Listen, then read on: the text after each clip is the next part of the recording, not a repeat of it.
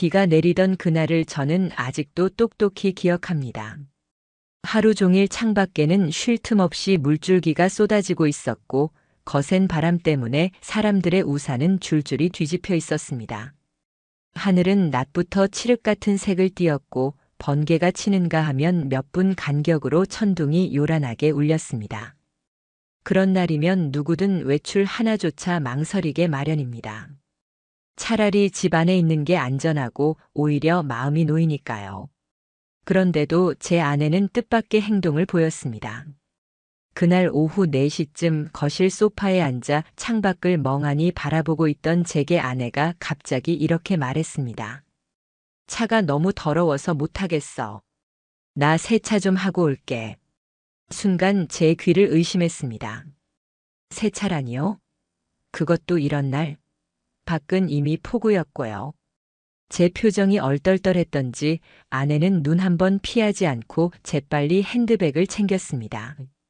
비옷이나 우산은 전혀 들지 않은 그대로 현관문을 닫고 나가버렸습니다. 평소에 아내라면 비 한 방울만 와도 귀찮다며 외출을 미루던 사람이었습니다. 그런 아내가 천둥이 치는 와중에 그것도 하필 세차를 하겠다고 뛰어나가는 모습은 도무지 이해되지 않았습니다. 게다가 우리 동네 세차장은 주로 야외 셀프 방식이라 비 오는 날엔 문조차 열지 않는 곳이 많습니다. 머리가 복잡해졌습니다. 아무리 생각해도 앞뒤가 맞지 않았습니다. 하지만 그 순간까지만 해도 저는 그게 단순한 변덕이라고 생각하고 넘기려 했습니다. 저녁이 되어서야 아내는 집에 돌아왔습니다. 평소보다 1시간은 늦은 귀가였습니다. 현관문이 열리고 들어온 그녀의 얼굴에는 오히려 환한 미소가 번져 있었습니다. 젖지도 않았고 외출이 힘들었다는 기색조차 없었습니다. 그리고는 태연하게 이렇게 말했습니다. 비는 왔지만 그래도 찌든 때는 좀 벗겨졌어. 깔끔하더라. 저는 그 말을 듣는 순간 속이 비틀리듯 불편해졌습니다. 그 어떤 설명도 없이 세차 이야기만 늘어놓는 아내의 모습이 너무 부자연스러웠습니다. 있지도 않은 일을 꾸며내는 사람처럼 웃는 얼굴이 낯설게 느껴졌습니다. 저녁 내내 그 표정이 자꾸 뇌리에 맴돌았습니다. 평온한 얼굴을 하고 있는데 제 마음속은 오히려 요동치고 있었습니다. 다음 날 아침 출근길에 우연히 아내의 차 키를 잡게 되었습니다. 이유는 단순했습니다. 제 차를 정비소에 맡긴 탓에 대신 아내의 자동차로 출근하려 한 것이었죠. 그러나 차에 들어선 순간 설명하기 힘든 낯설미 저를 덮쳤습니다. 조수석 유리창에서 이상한 흔적이 발견되었기 때문입니다. 마치 김이 서렸던 창문을 누군가 손바닥으로 문질러서 지워낸 듯한 퍼진 손자국이 2개. 더 기괴한 건 서로 마주보는 방향으로 각인된 듯 2 손자국이 찍혀 있었다는 사실이었습니다. 순간 심장이 크게 뛰기 시작했습니다. 어제 그 폭우 속에서 우중충한 하늘 밑에서 누가 굳이 차 안 유리창을 손으로 문질렀을까요? 게다가 세차를 하고 왔다면서 창문에 오히려 이상한 손자국이 남아있다는 건 도저히 말이 되지 않았습니다. 눈에 거슬리는 그 흔적 때문에 마음이 진정되지 않았습니다. 그리고 뒷좌석 바닥을 확인하는 순간 제 머릿속에서 무언가가 쿵 하고 부서지는 듯한 충격을 받았습니다. 짧지 않은 머리카락 몇 가닥이 흩어져 있었습니다. 그것도 아내의 머리카락이 아닐 만큼 색조와 길이가 달랐습니다. 제 아내는 단발머리였고 색은 진갈색에 가까운데 거기 떨어진 머리카락은 더 밝은 갈색이었고 길이도 확연히 길었습니다. 저는 그대로 차 안에서 얼어붙었습니다. 이건 단순한 우연이라고 치부하기엔 너무나 뚜렷했습니다.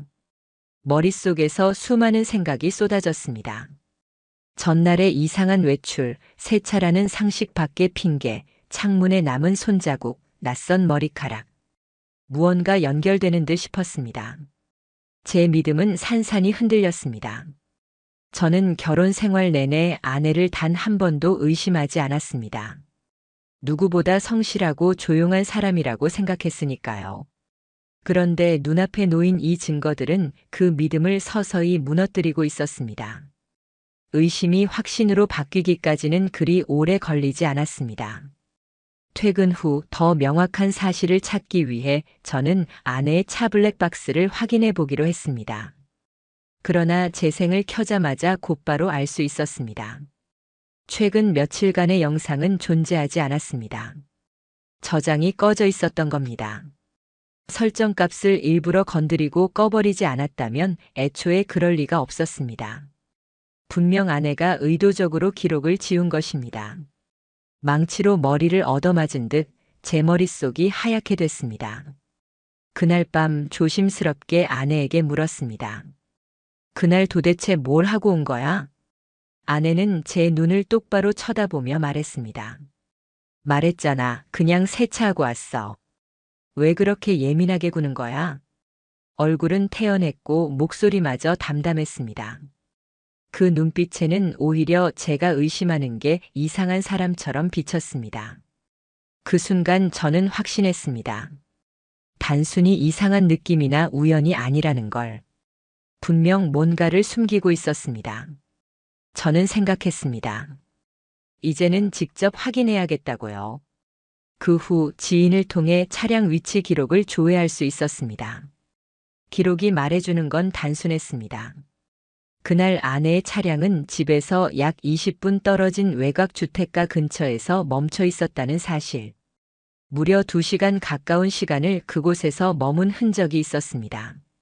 주차 지점 반경에는 세차장이 단 한 군데도 없었고 제가 이동 시간과 기상 기록을 확인했을 땐 그때는 폭우 경보가 발령 중이었습니다. 하늘이 쏟아내는 빗줄기 속 아내는 세차를 한 게 아니었습니다. 아주 치밀한 거짓말이었습니다. 그제야 명확히 깨달았습니다.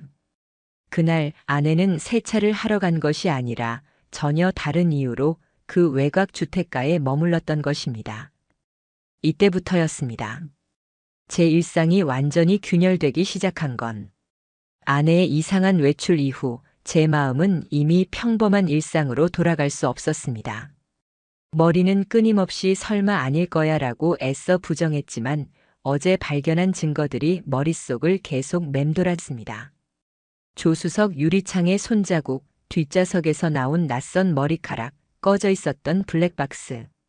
시간이 지날수록 그 모든 것이 단순한 우연일 수 없다는 생각으로 굳어졌습니다. 참고 넘어가기엔 뼛속이 시릴 만큼 불안했습니다. 머리로는 아닐 것이다라고 되뇌었지만 가슴은 이미 다른 결론을 알고 있었습니다. 그래서 결국 저는 결심했습니다. 직접 그 외곽 주택가로 가보자고요. 아내의 차가 2시간이나 멈춰 있었던 바로 그곳, 거기에는 분명 뭔가가 있을 것 같았습니다. 출근 핑계를 대고 휴가를 내어 집을 나섰습니다. 내비게이션에 위치를 입력하고 차를 몰았는데 갈수록 주위 풍경이 낯설게 다가왔습니다. 아파트 단지와 상가가 끝없이 이어지던 도심에서 조금만 벗어나자 길가는 점점 좁아지고 사람의 발길이 뜸해졌습니다. 그렇게 도착한 곳은 오래된 단독주택들이 옹기종기 모여있는 조용한 골목이었습니다. 허름한 담벼락이 줄지어 있었고 낡은 철문들이 푸석한 소리를 내며 바람에 살짝 흔들렸습니다. 그 골목 중간쯤 유독 눈에 띄는 차량이 있었습니다. 비교적 새 모델의 하얀색 SUV가 늘 같은 자리에서 주차된 듯 서 있었죠. 주변 분위기와 달리 지나치게 깔끔한 차였습니다. 그 순간 저는 직감했습니다. 이곳은 평범한 집들과는 뭔가 달랐습니다. 사람의 움직임은 적었지만 기묘하게 이 집 앞만은 차들이 멈췄다 떠나는 기척이 많았습니다. 저는 골목 모퉁이에 차를 세워두고 몇 시간을 지켜봤습니다. 그 사이 정말 놀라운 장면들을 보게 되었습니다. 하나는 우리 아파트 단지에서 몇 번 마주쳤던 여성의 차량이 같은 집 앞에 잠시 서 있었다는 겁니다. 저는 차 안에 앉아 뒷머리가 쭈뼛 서는 걸 느꼈습니다. 저 사람이 왜 여기에? 혹시 아내만이 아니라 다른 이들도 이곳을 드나드는 건가? 의문은 점점 커졌습니다. 시간이 흐를수록 이곳이 단순한 어느 주택이 아니라 누군가의 아지트라는 의심이 짙어졌습니다. 사람들이 드문드문 와서 문을 열고 들어갔다가 일정 시간이 지난 후 나가는 패턴은 누가 봐도 비밀스러운 모임이나 은밀한 만남을 연상케 했습니다. 이 이상 지켜본다고 해답이 나오지는 않을 것 같았습니다. 그래서 집으로 돌아온 저는 바로 아내의 옷장을 뒤졌습니다. 전날 아내가 입고 나갔던 원피스가 보이지 않았습니다. 깔끔하게 정리하는 습관을 가진 사람이었기에 당연히 옷걸이에 걸려야 했습니다. 이상한 기운이 감돌았습니다. 세탁기를 열어보니 젖은 옷더미 속에 그 원피스가 구겨진 채 들어있었습니다. 손으로 꺼내는 순간 익숙지 않은 향이 코끝을 찔렀습니다. 아내가 쓰는 은은한 향수와는 다른 훨씬 강하고 진한 냄새였습니다. 차가운 금속 같은 냄새와 달콤함이 섞인 듯 저에게는 낯설고 불쾌하게 느껴졌습니다. 그 원피스를 뒤적이다가 손끝에 작은 종이 조각이 걸렸습니다. 꺼내보니 다급하게 찢었다가 붙인 듯 삐뚤빼뚤한 종이였고 거기에는 짧지만 소름 끼치는 문장이 적혀 있었습니다. 비 오는 날이 제일 좋지 않아? 심장이 철렁 내려앉는 듯 했습니다. 이건 누군가의 장난으로 나온 문장이 아니었습니다. 서툴게 적힌 글자, 일부러 떨리는 듯한 필체. 아내가 남긴 것이든 아니면 다른 누군가가 슬쩍 넣어준 것이든 결론은 하나였습니다. 그날의 외출이 결코 단순한 세차 때문은 아니라는 사실. 저는 더 이상 스스로를 속이지 못했습니다. 이제는 제 손으로, 제 눈으로 확실히 확인해야만 했습니다. 그날 밤 잠들지 못한 채 저는 아내의 SNS 계정을 들여다봤습니다. 평소에는 대수롭지 않게 넘기던 게시글 하나하나가 의심의 눈으로 다시 보였습니다. 최근 아내가 유독 자주 좋아요를 누른 특정 남자가 있었습니다. 프로필 사진 속 그는 아내와 함께 일하는 직장 동료였습니다. 불현듯 소름이 돋았습니다. 혹시? 그의 피드 속을 뒤져보니 해외 출장, 외근, 회식 사진이 올라와 있었는데 묘하게도 아내가 같은 날 찍어 올린 사진 속 장소와 너무 비슷했습니다. 구도는 달랐지만 배경은 같았습니다. 머릿속이 하얘지고 동시에 뜨겁게 달아올랐습니다. 이 모든 게 우연일까요? 도저히 아니었습니다. 이제 제 손으로 진실을 확인하지 않으면 미쳐버릴 것만 같았습니다. 그래서 선택했습니다. 전문 탐정에게 의뢰하는 길을요. 혼자서 감당하기에 제 정신도 제 판단력도 이미 한계에 다다르고 있었습니다. 무엇이든 확실하게 증거가 필요했습니다. 탐정에게 제 사정을 이야기하고 그날 외곽주택에서의 행적부터 최근의 모든 일정까지 추적해달라고 부탁했습니다. 증거라고 내밀었던 건 차량 위치 로그, 세탁기 속 원피스, 그리고 그 낯선 쪽지였습니다. 그는 잠시 침묵하더니 차분히 고개를 끄덕였습니다. 확실하게 잡아드리겠습니다. 그 일주일은 제 인생에서 가장 길고 고통스러운 시간이었습니다. 아내는 언제나와 다름없이 저녁이면 웃는 얼굴로 저를 대했습니다. 때로는 전보다 더 살갑게 다가왔습니다. 손을 잡고 대화를 이어가려 했습니다. 그러나 저는 그 손길 하나하나에서 차디찬 이질감을 느꼈습니다. 저 웃음 뒤에서 다른 사람을 떠올리고 있는 건 아닐까? 그가 그녀의 진짜 세계이고 나는 부차적인 존재가 된 게 아닐까? 그런 생각이 파고들어 올 때마다 속이 뒤집혔습니다. 밤이면 식은땀을 흘리며 잠에서 깨기 일쑤였고 꿈속에서도 끊임없이 그 낯선 집 앞 장면이 반복되었습니다. 드디어 일주일 후 탐정이 결과물을 건넸습니다. 두툼한 보고서와 함께 USB 하나. 손이 떨려 제대로 잡히지 않을 정도였습니다. 노트북에 꽂고 화면을 켜는 순간 제 세상은 산산이 무너져 내렸습니다. 화면 속에는 아내가 있었습니다. 제가 위치 기록으로 확인했던 바로 그 외곽 주택 앞에서였습니다. 아내는 차에서 내리더니 두리번거리지도 않고 익숙한 듯 대문 비밀번호를 눌렀습니다. 그리고 뒤따라 내린 또 다른 남자가 있었습니다. 그는 아내의 직장 팀장이었습니다. 나이가 있는 중년 남자, 아내와 함께 일하던 상사였습니다. 서로를 보자마자 주저없이 포옹을 나누며 집 안으로 들어갔습니다. 눈앞이 새까맣게 물들어갔습니다. 의심이 아니라 현실이었습니다. 그리고 차 안에서 찍힌 또 다른 장면. 비 오는 오후 두 사람은 차 안에서 유리창에 하트를 그리며 웃고 있었습니다. 그 장면은 제가 실제로 확인했던 그 손자국의 주인공이었음을 입증했습니다. 제 옆구리를 꿰뚫는 듯한 통증과 함께 순간적으로 절규가 목구멍까지 치밀었습니다.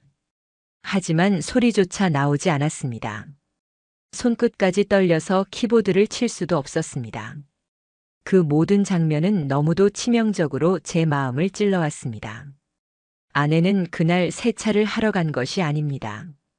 다른 남자를 만나러 갔던 겁니다. 폭우와 습기로 가득한 차 안에서 두 사람은 웃으며 마치 세상에 둘만 존재하듯 유리창 위에 하트를 새기고 있었습니다. 그것은 제게 쏟아진 폭우보다 훨씬 잔혹한 현실이었습니다. 그날 밤 저는 아내의 앞에 조용히 USB를 꺼내 놓았습니다. 이게 뭐냐? 아내는 그제야 얼굴이 얼어붙었습니다. 처음에는 대답하지 못하다가 이내 눈물을 흘리며 말했습니다. 그냥 감정이 흔들렸을 뿐이야 진심은 아니었어. 그 말을 들었을 때 저는 오히려 허탈했습니다. 하트까지 그려놓고 차 안에서 웃음을 나누던 모습이 고스란히 영상에 담겨 있었는데 그게 진심이 아니라고요? 그 변명을 듣는 순간 주먹을 쥔 손에서 진물이 날 정도로 분노가 치밀었습니다. 결국 저는 서재로 들어가 변호사 사무실을 검색했습니다. 이제 감정으로는 도저히 버틸 수 없었습니다. 이건 명백히 저를 속이고 기만한 행위였고 그 대가를 반드시 치르게 할 수밖에 없었습니다. 탐정이 건넨 USB 속 현실을 보고 난 뒤 저는 그날 밤 단 하나의 생각만 했습니다. 반드시 법적으로 이 일을 끝내야 한다는 것이었습니다. 마음속에서 이미 결혼 생활이 깨졌음을 인정했고 감정의 문제가 아니라 절차와 증거로 승부해야 할 때라고 결론을 내렸습니다. 다음 날 아침 저는 변호사 사무실과 상담 예약을 잡았습니다. 낯선 건물 안으로 들어서니 서늘한 공기와 묵직한 분위기가 맞이합니다. 상담실에서 변호사와 마주 앉아 지난날의 모든 의심과 단서들을 하나하나 꺼냈습니다. 블랙박스 영상이 꺼져 있었던 사실, 차량 위치 기록에 나온 외곽 주택가, 뒷좌석의 낯선 머리카락, 세탁기 속 젖은 원피스와 다른 향수 냄새, 그리고 무엇보다 탐정이 촬영한 영상 속 모습. 저는 숨이 가빠지면서도 차분히 모든 것을 말했습니다. 변호사는 제 말을 들으며 점점 표정이 굳어갔습니다. 그리고는 단호하게 말했습니다. 이 정도 증거면 충분합니다. 상간남에게 위자료 청구, 부인에 대한 이혼 소송 모두 진행 가능해요. 특히 두 사람이 비밀번호를 알고 드나든 외곽주택, 차 안에서의 신체 접촉이 찍힌 영상은 법정에서도 강력한 증거가 됩니다. 그 말을 듣는 순간 제 안에서 오래 꽉 막혀있던 무언가가 터져나오는 듯 했습니다. 저는 망설임 없이 상간남에 대한 위자료 청구 소송을 진행하겠다고 답했습니다. 그리고 아내와도 이혼 소송을 병행하겠습니다. 제 앞에서 웃으며 거짓말을 하고 폭우 속 차 안에서 다른 남자와 하트를 그리던 그 얼굴을 더 이상 마주할 이유가 없었습니다. 변호사는 즉시 소장을 준비했고 며칠 뒤 상간남 앞으로 내용 증명이 발송되었습니다. 반응은 예상과 크게 다르지 않았습니다. 처음에 그는 아무 사이도 아니다라는 진부한 말로 부인했지만 변호사 측에서 증거 자료를 몇 가지만 전달하자 태도가 급변했습니다. 직접 만나고 싶다면서 연락을 해왔습니다. 저는 그 자리에서 거절했습니다. 이미 모든 진실을 손에 넣었는데 그의 입에서 나올 변명에 시간을 낭비할 필요가 없었습니다. 아내의 반응은 더 기묘했습니다. 처음에는 울면서 용서를 구하며 무릎까지 꿇겠다던 사람이 며칠 지나지 않아 제 책임을 운운하기 시작했습니다. 당신도 나한테 소홀했잖아. 이렇게 된 건 우리 둘의 문제야. 그 말은 저를 분노하게 만들었습니다. 피해자를 가해자로 둔갑시키려는 억지처럼 느껴졌습니다. 어느 날은 자기 부모를 데리고 와서 말했습니다. 나중에 태어날 아이를 생각해서라도 참아야 하지 않겠냐. 그 말에 저는 어이가 없었습니다. 저는 더 이상 대화를 이어가지 않았습니다. 결국 직설적으로 물었습니다. 너 솔직히 몇 번이나 만난 거야? 그날 폭우 속에서만 그랬던 거야? 아내는 침묵했습니다. 그 침묵이 곧 답이었습니다. 단 한 번이 아니었습니다. 그리고 저는 더 파헤치지 않기로 했습니다. 얼마나 많은 날들과 장소에서 제가 모르는 사이 벌어진 일인지 상상하고 싶지 않았습니다. 탐정 보고서에서 드러난 한 가지 사실은 제 분노를 더 키웠습니다. 아내와 상간남이 드나들던 외곽주택은 상간남의 소유가 아니었습니다. 그의 고등학교 동창이자 같은 회사 후배의 집이었습니다. 그 집은 원래 비워둔 상태였는데 상간남이 스트레스 해소할 공간이 필요하다며 비밀번호를 받아 몰래 썼던 겁니다. 그 친구는 나중에 이 사실을 알고 경악했고 직접 저에게 전화를 걸어 말했습니다. 그 자식 진짜 막가는 놈이에요. 몰랐네요. 꼭 이기셔야 합니다. 그 목소리를 듣는 순간 단단한 벽 안에서 감정이 조금 흔들렸습니다. 세상 모두가 저를 조롱하는 것 같았는데 누군가는 제 편이 되어주고 있다는 사실에 눈물이 났습니다. 며칠 뒤 상간남의 배우자도 이 일을 알게 됐습니다. 그녀는 격분했고 저와의 연락을 시작했습니다. 자연스럽게 피해 상황을 공유하게 되었고 우리는 각자 배우자가 거짓말로 가정을 파괴했던 과정을 들으며 서로에 대한 연대감을 느꼈습니다. 상간남은 아내에게 곧 이혼할 거다라고 말하며 희망을 심어놓고 집에서는 회사 일이 많다며 외박을 반복했다고 합니다. USB 영상 속 두 사람이 차 안에서 김서린 유리창을 손으로 닦으며 하트를 그리던 장면은 제 머릿속에서 떠나지 않았습니다. 그들은 그 장면을 통해 서로의 불륜을 스스로 기념하고 있었습니다. 저는 그 모든 걸 잊지 않기로 했습니다. 상간남의 배우자와 저는 협력해 공동 대응 전략을 세웠습니다. 그 과정에서 상간남은 결국 휴직계를 냈고 직장 내 윤리 규정 위반으로 징계 절차가 진행되었습니다. 그는 사내에서 점점 고립되었습니다. 반면 아내는 초반에만 반성하는 듯 하다가 시간이 지나면서 무감각해졌습니다. 어느 날은 이렇게 말했습니다. 그래도 그 사람만큼은 날 이해해줬어. 그 말은 저를 끝까지 자극했습니다. 저를 모욕하고 배신하는 것도 모자라 자신의 잘못을 정당화하려 들었으니까요. 저는 이혼 절차를 더 빠르게 진행하기로 했습니다. 저는 단호했습니다. 이제 남은 건 법적으로 모든 걸 끝내고 상간남과 아내가 자신들의 행동에 대한 대가를 치르게 하는 것뿐이었습니다. 상간남과 아내의 배신을 확인한 저는 이제 감정을 억누르고 철저히 절차로 대응하기로 마음먹었습니다. 울분에 치를 떨던 때도 있었지만 이제는 눈물이 아닌 서류와 증거로 싸워야 할 시간이었습니다. 분노에 휘둘리면 제가 손해를 보게 되고 그들에게 빠져나갈 구멍을 줄 수 있기 때문이었습니다. 변호사는 이미 소장을 작성했고 법원에 정식 접수까지 마쳤습니다. 상간남과 아내 모두에게 사건의 내용이 공식적으로 통보되었습니다. 제가 그들을 상대로 더 이상 집안에서 혹은 싸움의 언성 속에서 분노를 표출하는 게 아니라 법정이라는 무대에서 책임을 묻겠다는 선언과도 같았습니다. 저는 흥분을 가라앉히고 제 마음을 단단히 다잡았습니다. 며칠 후 낯선 번호로 전화가 걸려왔습니다. 받자마자 들려온 목소리는 상간남의 변호사였습니다. 그는 공손한 말투로 자신을 소개하더니 곧바로 본론으로 들어왔습니다. 의뢰인도 이번 일에 대해 송구스럽게 생각하고 있습니다. 서로 좋게 마무리하는 건 어떻겠습니까? 합의금 액수를 논의해 볼 수 있을 겁니다. 그 순간 제 입술은 차갑게 굳었습니다. 저는 숨을 깊게 들이킨 후 차갑게 잘라 말했습니다. 합의라뇨.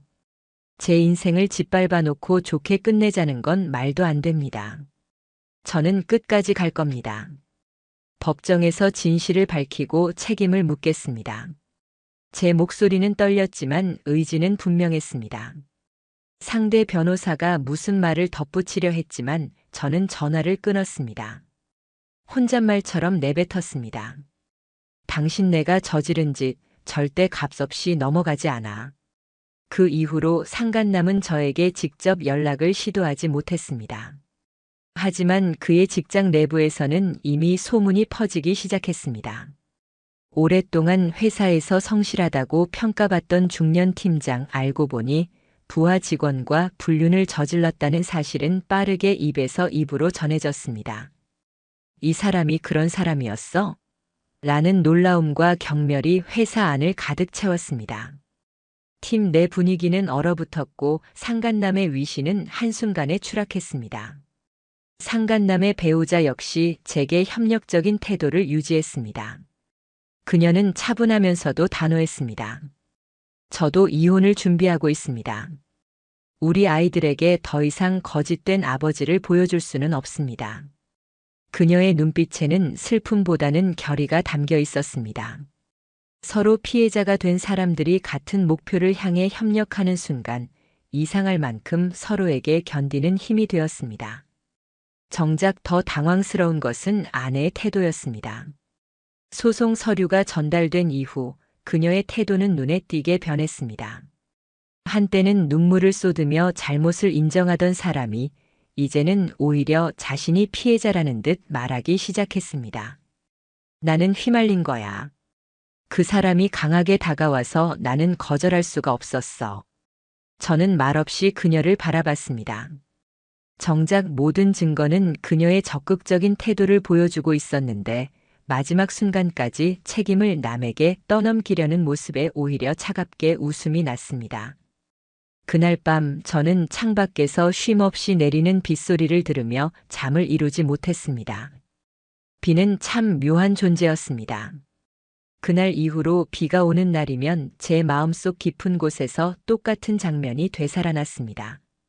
차 안에 차곡차곡 고여있던 습기, 유리창을 따라 흐르던 빗물, 그리고 두 사람이 창문 위에 하트를 그리며 웃던 얼굴.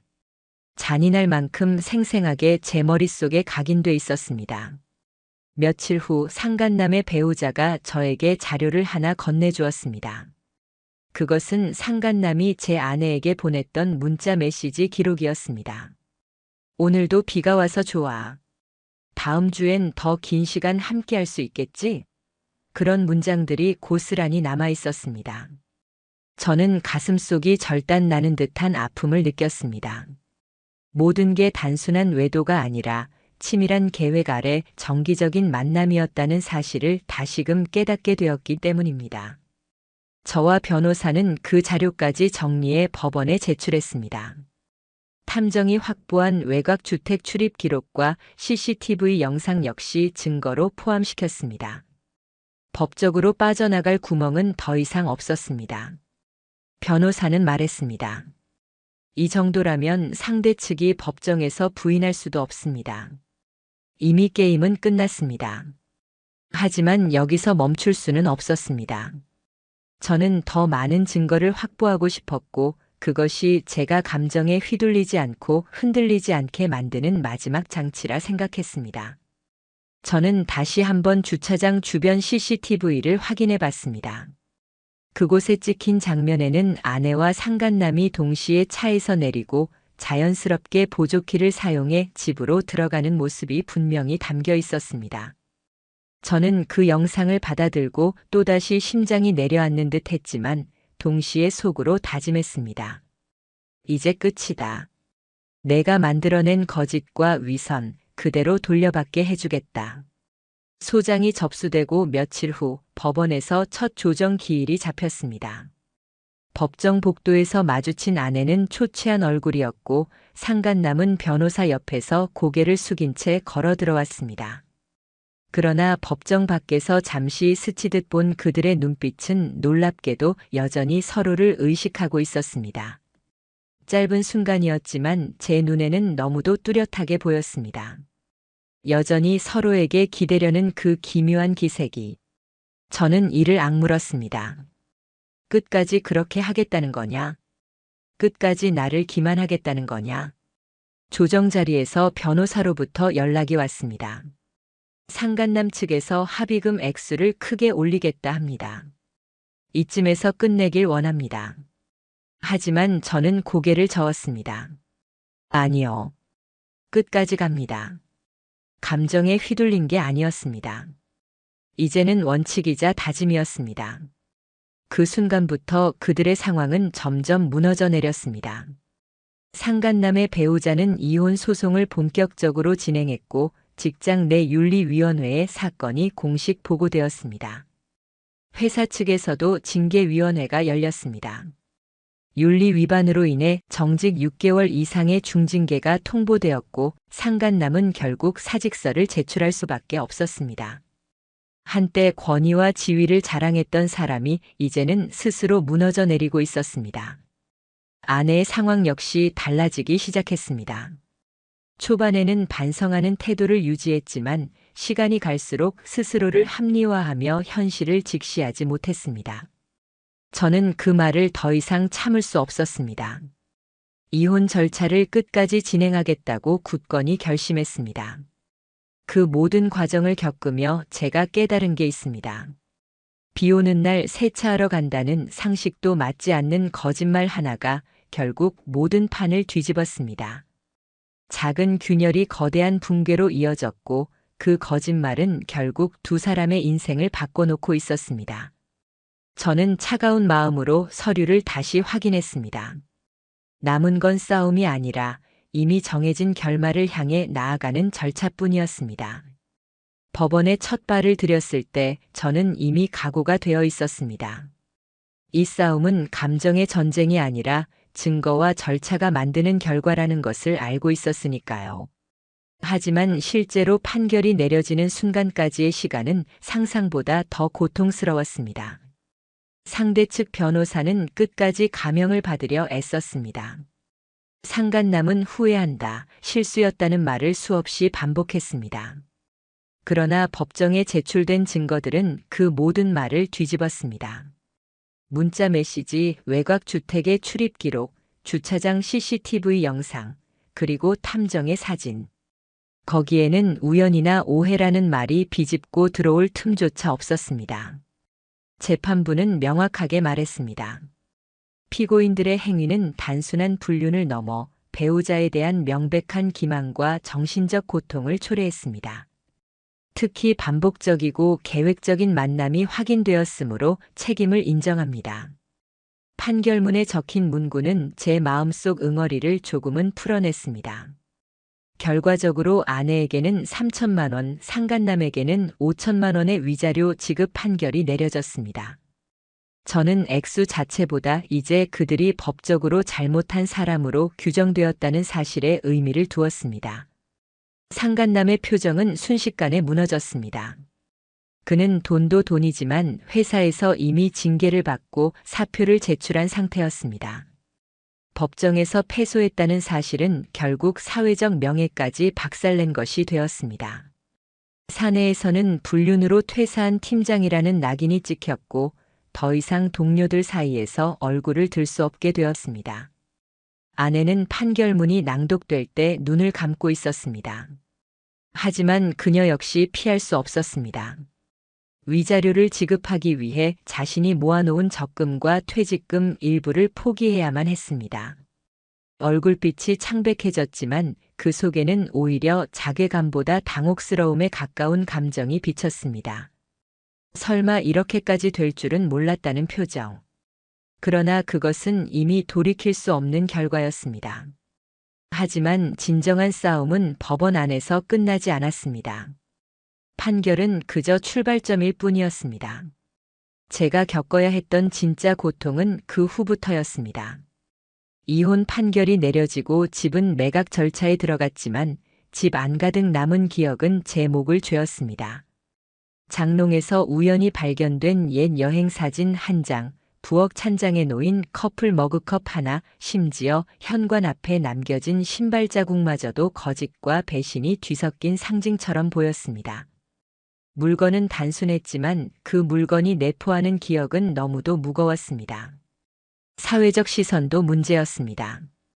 가까운 친척과 지인들조차 사건을 흥미거리처럼 다루는 경우가 있었습니다. 사람이 실수할 수도 있지 않냐라거나 굳이 이혼까지 갈 필요가 있었을까라며 묻는 사람들도 있었습니다. 저는 그런 말들이 제 등을 송곳처럼 찌르는 것 같았습니다. 이 모든 걸 잘라내기 위해 저는 철저하게 팩트와 증거로만 대응했습니다. 감정으로 맞서면 또 다른 소문거리가 되기 때문입니다. 다행히 제 단호한 태도는 시간이 갈수록 주변 사람들의 인식을 바꿔놓았습니다. 사건의 전모를 알게 된 직장 동료들은 오히려 상간남을 비난하며 그 인간은 결국 자기 인생 다 망쳐놨지라고 말했습니다. 회사에서조차 그의 이름은 점점 잊혀지고 단지 사라진 사람으로만 회자되기 시작했습니다. 아내는 그 즈음 조심스럽게 다시 연락을 시도했습니다. 전화를 걸어와서는 한참을 망설이다 이렇게 물었습니다. 지금이라도 친구처럼 지낼 순 없을까? 저는 그 말에 조용히 웃었습니다. 친구라니. 그 말은 어딘가 비극적이면서도 아이러니하게 들렸습니다. 제 인생을 무너뜨린 당사자가 감히 다시 관계를 이어가자고 말하는 뻔뻔함에 소름이 돋았습니다. 저는 단호히 말했습니다. 친구, 그 말할 자격 없어. 당신은 나에게 어떤 의미로도 끝이야. 그게 마지막 대화였습니다. 이후 저는 휴대폰 번호를 바꾸고 새 집으로 이사했습니다. 연락할 수단을 원천적으로 끊어버렸습니다. 이사를 하던 날 마지막으로 예전 집의 창문을 바라봤습니다. 유리창을 따라 빗방울이 흘러내리는 풍경이 보였습니다. 그 순간 지난날 아내의 차 유리창에 남아있던 그 하트 자국이 겹쳐 떠올랐습니다. 분명 똑같은 빗물이었지만 이제는 다르게 보였습니다. 저는 속으로 차갑게 중얼거렸습니다. 다시는 어떤 비도 내 마음을 흐리지 못하게 하겠다. 그 말과 함께 과거를 집안에 두고 나왔습니다. 하지만 일상을 회복하는 건 쉽지 않았습니다. 수년간 함께한 기억을 단칼에 도려내듯 잊을 수는 없었으니까요. 그래서 저는 전문가의 도움을 받기로 했습니다.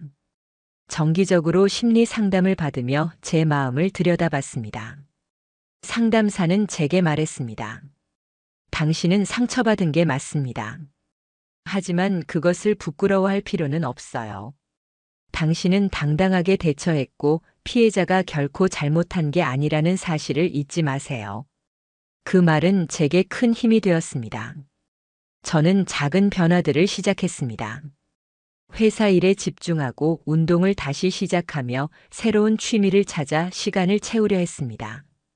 처음엔 억지 같았지만 하루 이틀 시간이 지나면서 조금씩 마음이 가벼워지기 시작했습니다. 그리고 법적 싸움에서 이긴 건 분명 중요했습니다. 그러나 진짜 승리는 제 삶을 되찾는 것이었습니다. 아내와 상간남은 위자료와 불명예 속에서 무너졌고 저는 무너진 자리에서 다시 일어서고 있었습니다.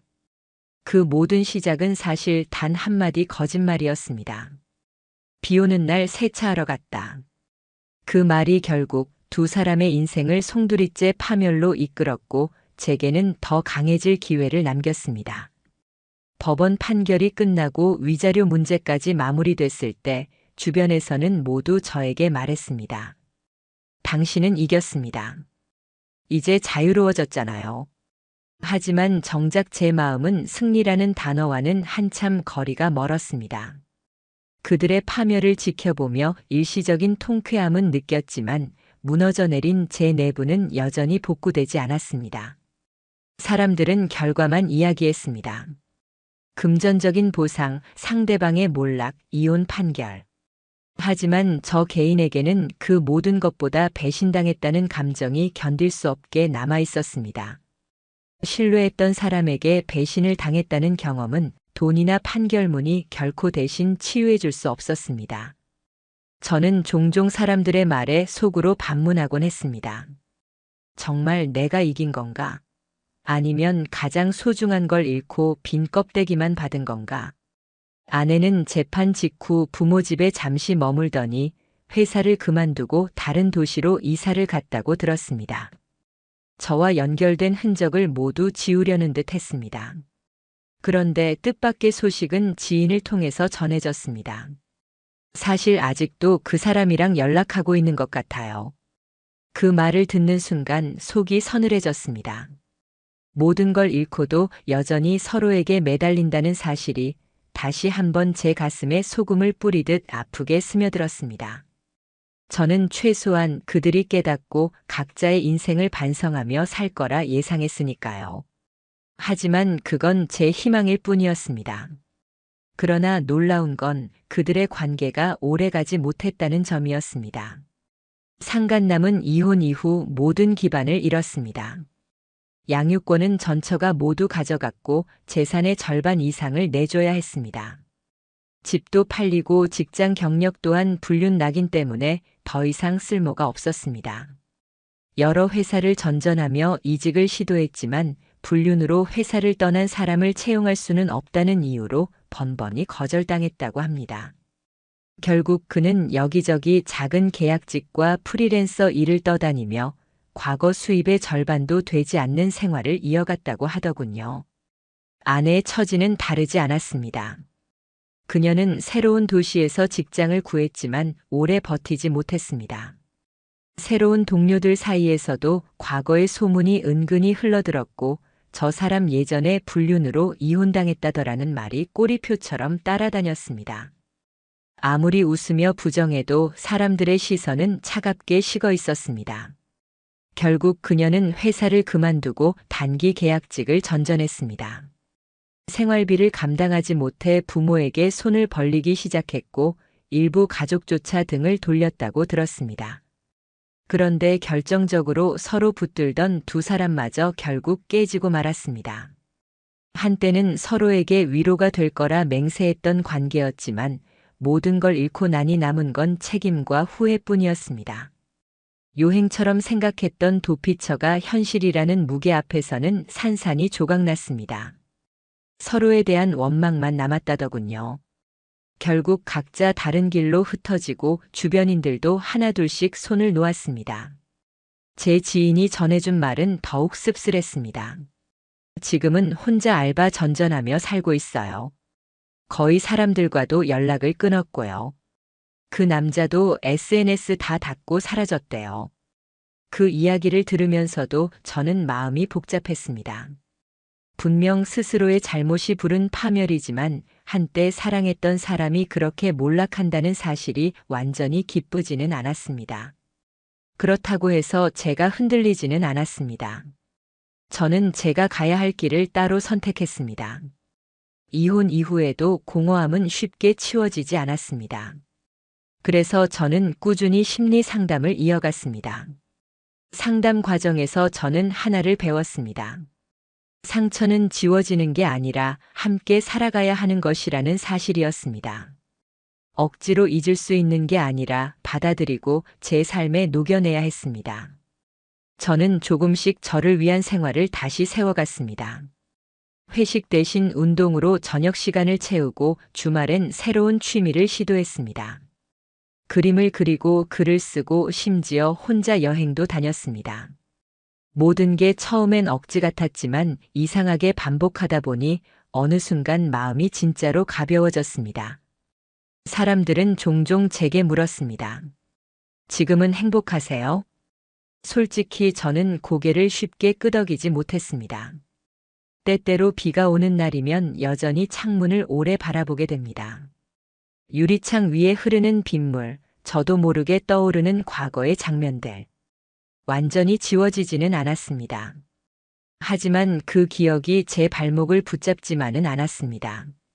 이제는 그 속에서 더 강해진 저 자신을 확인하기도 했습니다. 무엇보다 지금의 저는 더 이상 누군가에게 휘둘리지 않는 삶을 살고 있습니다. 제 선택과 제 의지로 하루하루를 꾸리고 있습니다. 옛날처럼 누군가의 말 한마디, 누군가의 웃음 하나에 제 인생이 흔들리지 않습니다. 반면 아내와 상간남은 지금도 자기 선택의 무게를 짊어지고 살고 있습니다. 서로에게 내민 하트 모양 손바닥 하나가 결국은 스스로의 인생을 찢어발기는 칼이 되어 돌아갔습니다. 그래서 저는 마음속으로 굳게 다짐했습니다. 비 오는 날 어떤 창문 위에 어떤 흔적이 남더라도 이제 저는 절대 무너지지 않을 겁니다. 시간이 흐르니 계절이 여러 번 바뀌었습니다. 처음 그 끔찍했던 날, 폭우가 내리는 도로 위에서 아내가 세차하러 간다던 말로 제 가슴을 가장 깊이 찌르던 시절이 이제는 조금씩 과거라는 이름 속에 묻혀가고 있습니다. 하지만 묻힌다고 해서 잊히는 건 아니더군요. 저는 결코 잊지 못할 겁니다. 유리창 위에 남겨졌던 그 하트 하나가 어떻게 한 사람을 무너뜨리고 두 사람의 인생을 동시에 파멸시켰는지를 또렷하게 보여주었으니까요. 그날 이후 저는 많은 걸 배웠습니다. 신뢰라는 게 얼마나 쉽게 무너질 수 있는지, 그 잿더미 위에 다시 서기 위해 얼마나 긴 시간이 필요한지를 실감했습니다. 무엇보다도 인간의 이중성과 비겁함이 얼마나 철저할 수 있는지도 뼈저리게 체험했습니다. 그 경험은 저를 이전과는 전혀 다른 인간으로 만들었습니다. 저는 제 이야기를 나누기로 했던 이유도 그 때문입니다. 지금 이 순간에도 어딘가에서 저와 비슷한 일을 겪고 있는 누군가가 있을지도 모릅니다. 그리고 그 사람에게는 제가 꼭 해주고 싶은 말이 있습니다. 당신은 결코 혼자가 아닙니다. 그들이 당신의 세상을 뒤흔들고 무너뜨릴 수는 있어도 당신의 인생 그 자체를 끝낼 수는 없습니다. 제가 그렇게 믿고 하루하루를 버텨왔고 결국 여기까지 온 것처럼요. 한편 두 사람의 말로는 더욱 비참해졌습니다. 상간남은 직장을 잃고 아내와도 끝내 갈라섰습니다. 이혼 이후 그는 생활 기반을 거의 다 잃었습니다. 전처는 법적으로 재산 분할과 위자료를 가져갔고 아이들의 양육권도 모두 가져갔습니다. 그러자 그의 주변은 점점 황폐해졌습니다. 다시 직장을 얻으려 했지만 이력서에 남아있는 과거의 낙인을 지울 도리가 없었습니다. 어디를 가든 불륜으로 회사를 떠난 사람이라는 꼬리표가 따라붙었습니다. 결국 그는 고향으로 내려가 작은 방에서 숨어 지내며 하루에도 몇 번씩 술집을 들락거린다는 소식을 들었습니다. 주변 사람들의 기억 속에서조차 점점 희미해지는 존재가 되어버린 거죠. 아내 역시 다르지 않았습니다. 새로운 도시에서 새 삶을 시작하겠다며 이사까지 했지만 현실은 잔혹했습니다. 직장은 오래 버티지 못했고 계약직을 전전하다 결국 생활비조차 감당하지 못해 부모님에게 손을 벌리는 처지가 됐습니다. 하지만 가족들조차 끝없이 그녀를 감싸줄 수는 없었습니다. 시간이 갈수록 그녀는 주변에서 고립되어 갔습니다. 지인과의 연락은 하나둘 끊어졌고 지금은 단기 알바로 하루하루를 연명하며 살아간다고 들었습니다. 결국 두 사람은 서로에게도 실망했습니다. 처음엔 서로만 있다면 세상 어디에서도 버틸 수 있다고 착각했겠죠. 하지만 모든 걸 잃고 나니 남은 건 책임과 후회뿐이었습니다. 그들이 꿈꾸던 도피처는 산산이 부서져 버렸고 현실이라는 무게를 감당하지 못한 채 조용히 관계를 끝냈다고 합니다. 소문에 의하면 아내는 지금 사람들을 피하며 혼자 외롭게 살아가고 있다더군요. 상간남 역시 SNS를 모두 닫고 흔적을 지운 채 세상에서 사라진 듯 합니다. 그렇게 두 사람은 각자 자기 손으로 제 인생을 파괴한 대가를 자신들의 무너진 현실 속에서 받고 있었던 겁니다. 그리고 저는 그들과는 정반대 길을 걸었습니다. 저는 무너진 자리에 다시 서기로 선택했습니다. 상담을 꾸준히 받으며 제 내면을 들여다봤고 시간이 지나면서 조금씩 다시 제 삶을 되찾았습니다. 처음에는 억지 같았던 웃음과 반복적인 일상이었지만 차츰 그 억지가 진짜가 되었습니다. 저는 제 선택으로 하루를 움직이는 삶을 다시 시작했습니다. 저는 그 과정을 기록해 누군가와 나누기로 했습니다. 유튜브 채널을 통해 제 이야기를 공개했을 때 처음엔 두려웠습니다. 하지만 사람들의 반응은 예상과 달랐습니다. 수많은 공감과 위로가 쏟아졌습니다. 저도 같은 상처를 겪었습니다. 당신 이야기 덕분에 견딜 수 있었습니다. 그런 댓글들이 제 손을 잡아 올려주었습니다. 사람들은 여전히 묻습니다. 당신은 지금 행복하세요? 그 질문에는 솔직히 쉽게 대답하지 못합니다. 때때로 비 오는 날이면 아직도 창문 너머로 그 장면이 떠오릅니다. 하지만 차이는 있습니다. 그 기억이 저를 무너뜨리는 대신 이제는 다짐으로 바뀌었다는 점입니다. 그 어떤 거짓말도 그 어떤 배신도 이제는 나를 쓰러뜨릴 수 없다. 그리고 무엇보다 확실하게 말할 수 있는 하나가 있습니다. 그 두 사람은 지금도 자기 손으로 선택한 대가를 치르고 있다는 사실입니다. 서로를 향해 장난처럼 그렸던 하트 하나가 결국 가시가 되어 돌아와 그들의 인생을 산산조각냈습니다. 저는 그들의 끝을 지켜보며 제 스스로에게 다짐했습니다. 나는 절대 다시는 그런 사람들 손에 내 인생을 맡기지 않겠다. 그리고 나처럼 상처받은 누군가가 있다면 꼭 그들에게 전하겠다. 당신은 결코 혼자가 아니다.